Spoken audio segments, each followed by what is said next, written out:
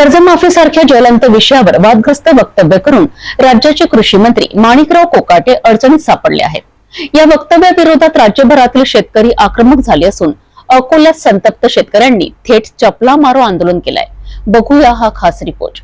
जय जवान जय जवान जय जवान जय जवान आली पाहिजे कर्जमुक्ती आली पाहिजे। माणिकराव कोकाटेचा माणिकराव कोकाटे जिंदाबाद। महाराष्ट्राचा कृषी मंत्री जिंदाबाद।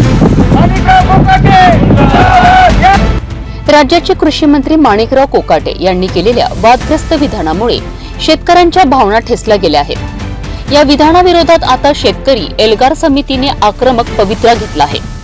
अकोल्यातील बार्शी टाकळी तालुक्यातील बहिरखेडा फाटा येथे शेतकऱ्यांनी कोकाटे यांच्या फोटोला चपला मारत निषेध व्यक्त केलाय। कोकाटे मुर्दाबाद, शेतकरी विरोधी सरकार हाय हाय अशा घोषणा देत संतप्त शेतकरी रस्त्यावर उतरलेत। या सरकारचं करायचं काय? खाली मुक्ती वरते पाय कर्जमुक्ती आलीच पाहिजे।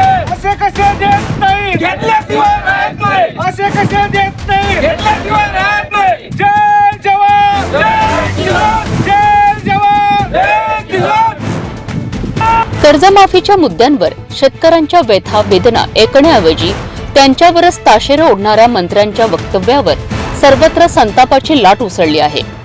या आंदोलनात शेतकरी एल्गार समितीचे कार्यकर्ते, महिला देखील सहभागी झाल्या होत्या। कोकाटे यांचे विधान फेटाळून लावत शेतकऱ्यांच्या हक्कासाठी संघर्ष सुरूच राहील असा निर्धार आंदोलक शेतकऱ्यांनी व्यक्त केलाय।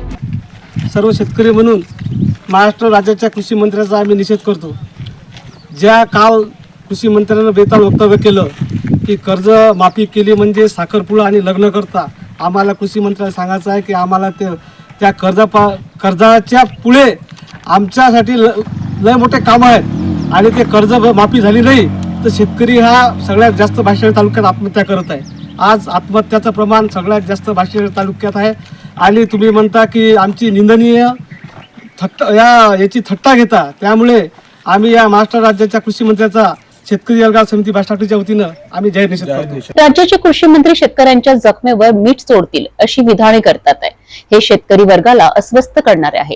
राज्य सरकारने यावर गांभीर्याने लक्ष देऊन शेतकऱ्यांच्या भावनांचा आदर करायला हवाय।